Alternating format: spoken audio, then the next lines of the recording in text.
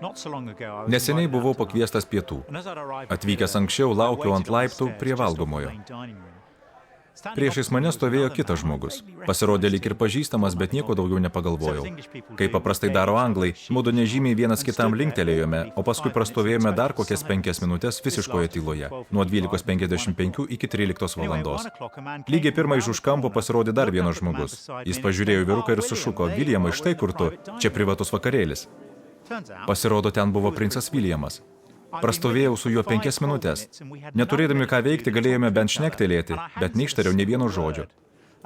Proga pražiopsota. O viskas galėjo būti visai kitaip. Nesakau, kad tos 5 minutės būtų pakeitusios mano gyvenimą, ar kad per tą laiką būtume tapę neišskiriamais bičiuliais, tačiau žinau, kad pokalbis tikrai būtų įstrigęs atmintin. Deja, aš mačiau tik dailų, gražiai apsirengusi jaunuolį šviesiais plaukais. Nepastebėjau, kad jis būsimas mano karalius. Šiuo atveju, kad nepažinau Viljamo, netiek daug tepraradau. Pražiopsojau pokalbį, kuris pasitaiko tik kartą gyvenime. Aišku, daugiau ar mažiau jis irgi, bet menkas jam nuostolis. Tačiau kartais be galo svarbu tiksliai ir teisingai nustatyti asmens tapatybę.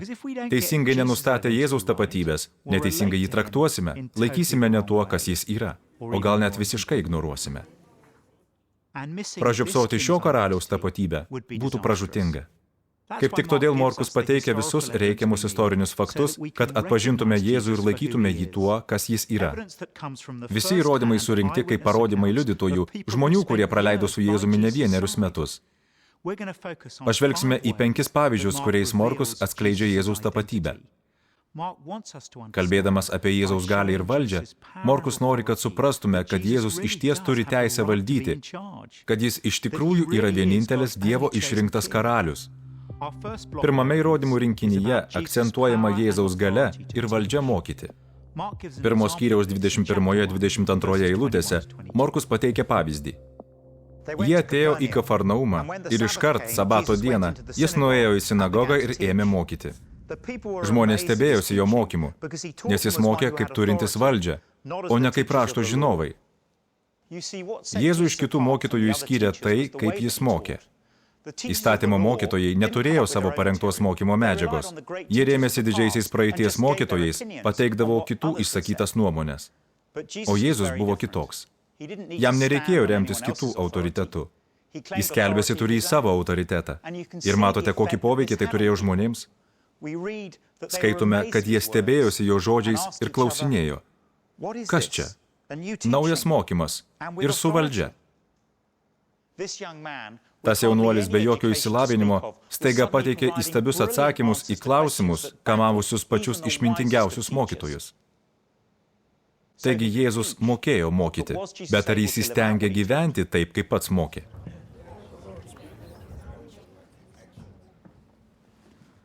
Man tai buvo pirmasis įtikinantis argumentas dėl Jėzaus tapatybės. Būdamas 16 pradėjau rašyti dienoraštį. Nusprendžiau, kad esu toks nuostabus, jog pasaulis tiesiog privalo sužinoti visas mano gyvenimo smulkmenas. Peržiūrėjęs savo užrašus vėliau, juose pamačiau vien savanaudiškumą. Kiek daug prieštaravimų tarp to, kaip save vaizdavau dienoraštyje, ir to, kaip gyvenau tikrovėje. Jėzus nebuvo veidmainis. Pavyzdžiui, jis mokė: mylėkite savo priešus ir melskitės už savo persekiotojus. Vėliau žudomas jis meldėsi už savo budelius. Tėve, atleisk jiems, nes jie nežino, ką daro. Jis gyveno taip, kaip mokė. Tačiau Jėzus buvo ne tik mokytojas. Antras įrodymų rinkinys atskleidžia, kad Jėzus turėjo galią ir valdžią negalioms. Geras pavyzdys pateikiamas 1 skyriaus 29-31 eilutėse. Išėję iš sinagogos, jie su Jokūbu ir Jonu atėjo į Simono ir Andriejaus namus. Simono uošvė gulėjo karščiuodama ir jie tuojau jam apie tai pasakė. Jis priėjęs paėmė ją už rankos ir pakėlė. Karštis tučtuojau paliovė ir ji galėjo jiems patarnauti. Matome, kad Jėzus parodo absoliučią galią ligoms. Vienu jo rankos prisilietimu praeina karščiavimas.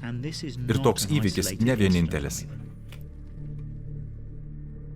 Kiek vėliau, nuo 34 eilutės, skaitome apie tai, kaip Jėzus išgydė daug sergančių įvairiomis ligomis. Iškart po to pas jį ateina raupsuotasis. Ta liga buvo tokia baisi, kad žmonės prie ją sergančių bijodavo net prisiartinti. Apimtas gailesčio, Jėzus ištiesia ranką ir paliečia raupsuotąjį. Prisilietimas jį akimirksniu išgydo. Morkus pasakoja, kad Jėzus gydydavo tiek dvasinės kančias, tiek fizinės negalias, išlaisvindavo žmonės iš demoniškos priespaudos. 2 skyriaus 12 eilutėje jau visi su nuostaba sako, tokių dalykų mes niekada nesame matę. Kaip ir galima tikėtis, žmogus pasižymintis tokia gale nelieka nepastebėtas. Pavyzdžiui, Jėzaus laikų žydų istorikas Juozapas Flavijus, nekrikščionis, pavadino Jėzų nuostabių darbų darytojų. Ir nors žmonės nesutarė, iš kur tokia gale, ne vienas, net ir Jėzaus priešai nebejojo pačia gale. Trečias punktas irgi nemažiau stebina. Matome, kad Jėzus turėjo galią ir valdžią gamtos jėgoms. Jėzus kartu su pasekėjais yrėsi valtimi per Galilėjos ežerą. Apie tai skaitome 4 skyriaus 37-39 eilutėse. Pakilo didžiulė vėtra ir bangos daužėsi į valtį taip, kad ją jau sėmė. Jėzus buvo valties gale ir miegojo ant pagalvės. Mokiniai pažadino jį šaukdami: Mokytojau, tau nerūpi, kad mes žūvame.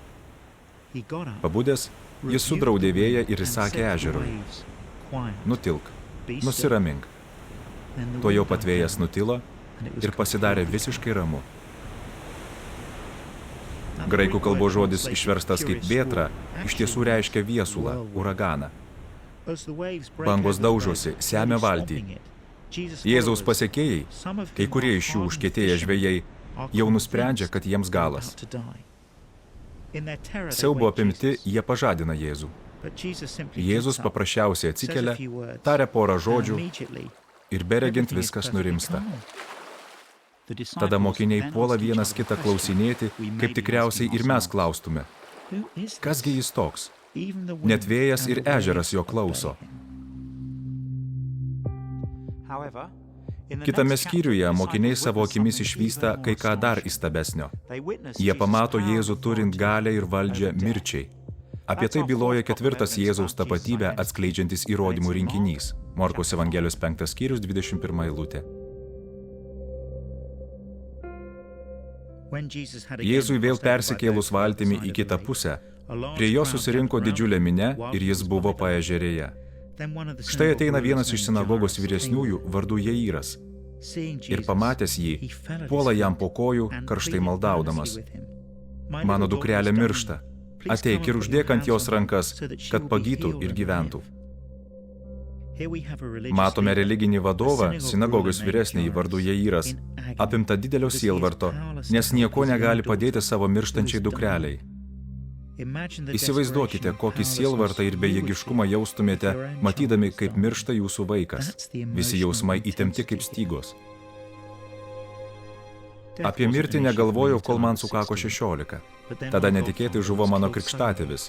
Jis paslydo, krito nuo uolos ir užsimušė. Tada kaip niekad aiškiai supratau, kiek skausmo atneša mirtis. Nes nukerta ryšius su mylimais žmonėmis, meilės santykius, kurie tokie brangūs. Prisimenu, kaip viename užuojautos laiškelyje buvo parašyta: Tie, kuriuos mylime, iš tiesų niekada mūsų nepalieka. Tačiau tai melas, čia šuo ir pakastas. Mylimi žmonės mus palieka ir mes siaubingai jų ilgimės. Atėjo sinagogos vyresniojo žmonės ir pranešė: Tavo duktė numirė. Kam dar vargini mokytoją? Išgirdęs tuos žodžius, Jėzus tarė sinagogos vyresniajam: Nebijok, vien tik tikėk. Koks žmogus gedinčiam tėvui gali pasakyti: Nesijaudink, pasikliauk manimi? Taip tarti gali arba labai suklaidintas ir sutrikęs žmogelis, arba toks, kuris nepaprastai pasitiki savo gale. Turi būti labai užtikrintas ir pasitikėti savimi, kad tokius žodžius galėtum tarti žmogui, ką tik netekusiam dukters. Ir jis niekam neleido eiti kartu išskyrus Petrą, Jokūbą ir Jokūbo brolį Joną.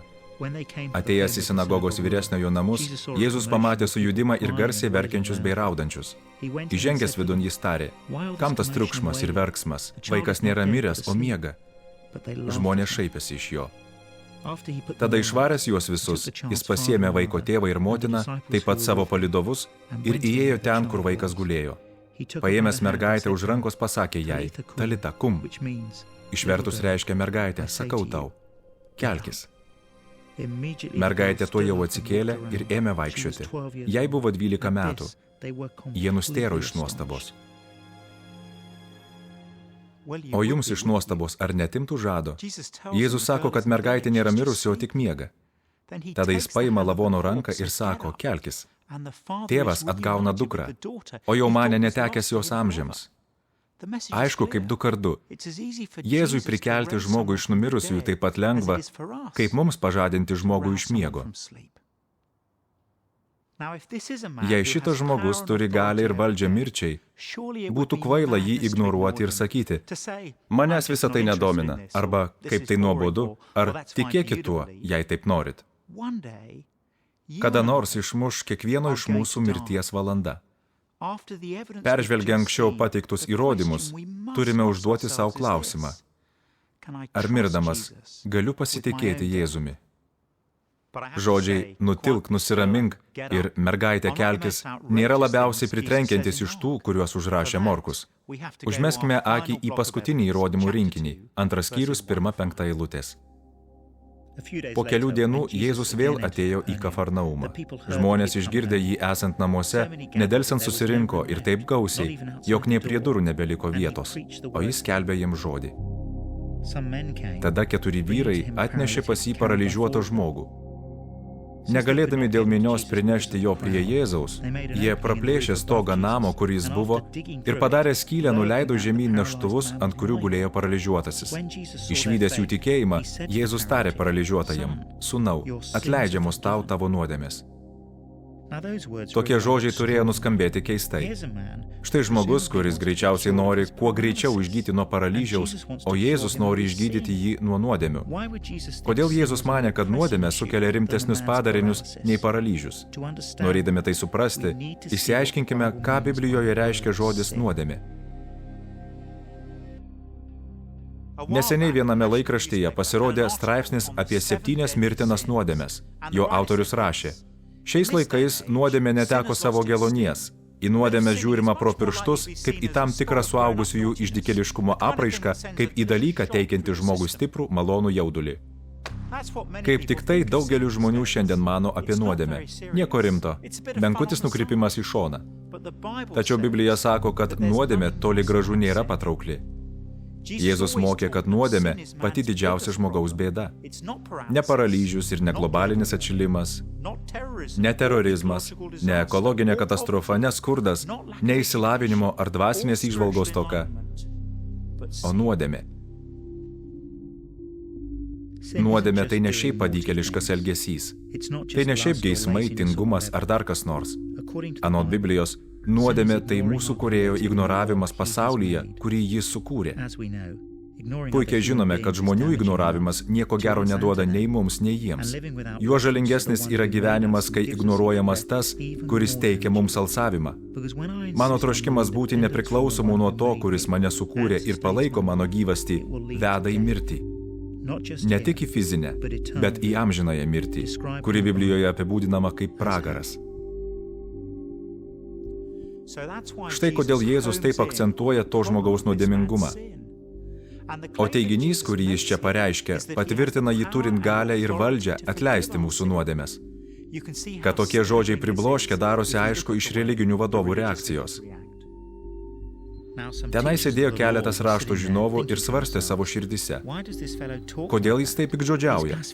Kas gali atleisti nuodėmes, jei ne vienas Dievas?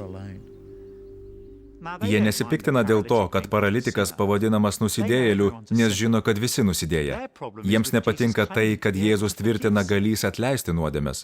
Jei nuodėmė tai Dievo ignoravimas pasaulyje, kurį jisai sukūrė, vadinasi tik Dievas ir turi galę atleisti nuodėmę. Jei, pavyzdžiui, nusižengiame kokiam nors žmogui, tai tik pats nukentėjusysis ir turi teisę mums dovanoti. Šiuo atveju nukentėjusioji pusė yra pats Dievas. Klausimas toks, ar Jėzus iš tiesų turi valdžią atleisti nuodėmes? Ar jis iš tikro turi teisę tapatintis su visagaliu Dievu? O gal Jėzus piktžodžiauja? Šitaip savo širdise tyliai mąstė ir religiniai vadovai. Atsakydamas į tą klausimą, Jėzus padaro kai ką nepaprasto. Jėzus iš karto savo dvasia supratęs jų mintis tarė: Kam taip svarstote savo širdyse? Kas lengviau, ar pasakyti paralyžiuotam, tau atleidžiamos nuodėmės, ar liepti, kelkis, imk neštuvus ir vaikščiok? Bet kad žinotumėte žmogaus sūnų turintį valdžią atleisti žemėje nuodėmės, čia jis tarė paralyžiuotajam: Sakau tau, kelkis, imk savo neštuvus ir eik namo. Šis tuojau atsikėlė ir pasiėmęs neštuvus visiems matant išėjo. Visi stebėjosi ir garbino Dievą, sakydami: Tokių dalykų mes niekada nesame matę. Tarsi norėdamas iliustruoti savo teiginį, kad turi dievišką valdžią ir galią, Jėzus bereginti išgydo paralitiką ištaręs vos kelius žodžius. Tačiau pats išgydymas savaime nėra jo tikslas. Jėzus jo neatlieka įspūdingai, lyg magišką triuką cirke. Ne. Ta ir aibę kitų jis išgydo, norėdamas apreikšti savo tikrąją tapatybę. Jėzus akivaizdžiai elgiasi kaip Dievo valdžią ir galią turintis asmuo. Ir jis tikisi, kad mes padarysime tinkamas išvadas. Morkus nekartą parodo, kad Jėzus ne tik tvirtina turys Dievo valdžią, bet ją ir parodo, mokydamas, gydydamas ligonius, numaldydamas audrą, prikeldamas mirusiuosius, atleisdamas nuodėmes. Dievo pasaulyje jis veikia su Dievo valdžia. Žinoma, jei Jėzus iš tikro Dievo sūnus, tai labai svarbu, netgi asmeniška. Ar atpažįstu, kas jis toks? Ar klausau jo kaip savo mokytojo? Ar pripažįstu, kad jis viešpatauja visose mano gyvenimo aplinkybėse? Viešpatauja ligoms, gamtai ir netgi mano mirčiai. Ar išvelgiu tai, kad jis yra vienintelis turintis tokią galią ir valdžią, kad jis gali atleisti nuodėmes arba nedovanoti? Ar pripažinsiu jį šiandien, kol dar turiu progą? O gal teks jį pripažinti vėliau, kai bus vėlu?